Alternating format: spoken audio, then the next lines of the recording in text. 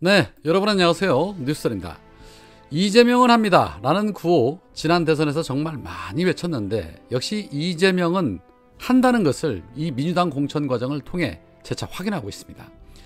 기레기들은 민주당의 공천 갈등이라고 떠들고는 있지만 그야말로 민주당의 대혁신이 이루어지고 있는 것입니다. 일각에서는 민주당의 공천 잡음으로 인해 총선이 얼마 남지 않았는데 걱정된다라며 우려하시는 분들 적지 않습니다. 왜 아니겠습니까? 기레기들이 연일 민주당은 불난 호떡집인 것 마냥 민주당 망하기를 바라는 마음으로 문제가 많은 것처럼 하루 종일 떠들고 있는데 걱정되는 게 사실이죠. 그러나 이제 일주일 정도면 공천에 관련한 잡음은 일단락 될 것이고 민주당의 반격이 본격적으로 시작됩니다. 반대로 이 김건희 특검법 막아보겠노라고 신인 정치인들은 다 날려버리고 현역 중진들을 대거 다시 앉힌 국힘당의 공천 갈등이 표면으로 드러나면서 이 국힘당의 문제는 본물 터지듯이 터져나올 것이고 거기에 더해 김건희 리스크는 한층 더 업그레이드된 상태로 다시 살아나게 될 것으로 보여집니다. 어제 여야가 2월 임시국회 마지막 본회의에서 처리하려던 쌍특검법과 총선 선거구 획정안 처리가 무산됐습니다. 국힘당 윤재욱 원내대표가 어찌할 바를 몰라 아주 똥줄잇한 그런 모습이었습니다. 윤재욱은 선거구 획정과 관련해서 민주당이 요구를 들어주지 않는다고 내일 쌍특검법 표결을 안 하겠다고 통보를 했다. 대단히 유감스러운 일이 발생했다. 이게 무슨 이런 정치가 있냐.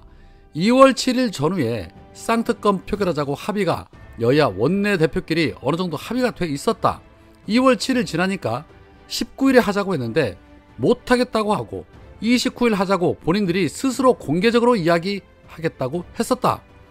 29일에 쌍특검 표결을 하기로 했는데 의원총회 시작 바로 직전에 선거구 획정 요구를 들어주지 않는다고 쌍특검 표결 안 한다고 통보해왔다. 정말 해도 해도 너무한 거 아니냐. 제2요구권을 행사한 법안을 이렇게 오래 끈 사례가 우리 국회 역사상 없다. 21대 최장이 14일이었다. 쌍특검 표결 가지고 상대 당을 기만하고 또 약속을 파기했다. 국민 여러분께서 정말 눈을 부릅뜨고 이 문제를 꾸짖어 주시고 책임 물어줘야 한다라고 부들부들거렸습니다. 김건희에게 아마도 쌍욕을 바가지로 먹지 않았을까 싶기도 합니다. 정말 해도 해도 너무한다. 무슨 이런 정치가 다 있냐라는 말은 민주당이 할 말이 아니라 이해관계 당사자임에도 불구하고 뻔뻔스럽게 거부권을 행사한 윤석열에게 해야 할 말이죠. 김건희가 두음불출하고 어떻게든 김건희 리스크를 수면 아래로 끌어내리고 조속히 쌍특검 법안 재표결을 통해 김건희 리스크를 마무리 지으려고 했으나 이 민주당의 한방에 국힘당은 공천 파동에 이어 한바탕 난리가 나게 됐습니다. 이러면 나가린데 라는 말이 나올 법하지요.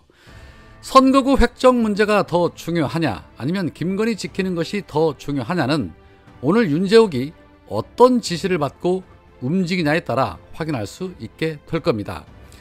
윤재욱이 선거구 획정 문제에 대해서 민주당의 요구대로 할 테니 쌍특검법 표결 처리하자라고 나올 수도 있습니다. 그러나 이 손자병법에는 금적금왕, 적을 잡으려면 우두머리를 잡으라는 말이 있습니다.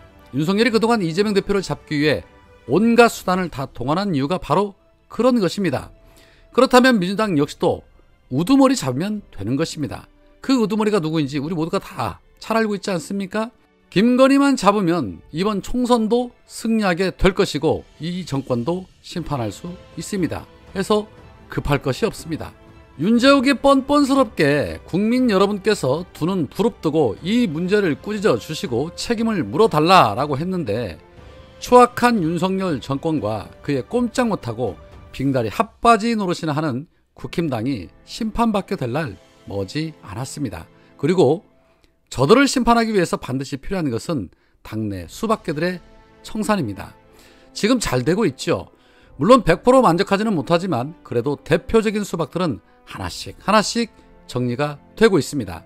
어제 민주당 공관위는 3차 경선 지역구 13곳을 추가로 발표했습니다. 양천 의뢰 관악갑에는 삼선의 유기용 의원이 탈락을 하고 신인 박민교, 광주 동남을에는 이낙연계 이병훈이 탈락을 하고 안도걸, 광산 의뢰는 민영배, 고양시 갑에는 김성회, 고양시 병에는 이기현과 홍정민이 결선을 치르고 안성시에는 윤종군, 김포 갑에 현역 김주영, 광주시 갑에는 소병훈, 원주시 갑에는 원창묵, 강릉시는 김중남, 천안시 병에는 현역 이정문, 보령시 서천군에는 나소열 후보가 공천이 됐습니다.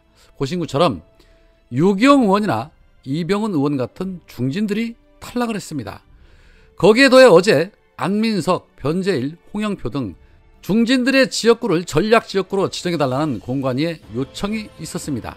이 같은 공관위의 요구는 사실상 이들 중진들을 물갈이 하겠다는 것입니다. 다 갈아치워야죠. 어제 임종석이 기자회견 이후에 왕십리역에서 시민들에게 인사하는 시간이 있었습니다. 그런데 이 자리에는 지금 보시는 것처럼 홍영표, 송갑석, 윤영찬이 찾아왔습니다. 무슨 하위 20% 번개 모임하는 것도 아니고 왜 저곳에 다 모였을까요? 당에서 분명히 컷오프를 했음에도 불구하고 하루 만에 본인 마음대로 대놓고 저렇게 선거운동을 벌이는 모습, 이 정도면 막가자는 겁니다. 어떻게든 세력을 과시해서 판을 뒤집어 보겠다는 그런 심산인 것 같은데 택도 없죠. 솔직히 임종석이 민주당이 어려울 때 한 일이 뭐가 있습니까? 제 기억에는 생각나는 게 아무것도 없습니다. 과감하게 쳐내야죠.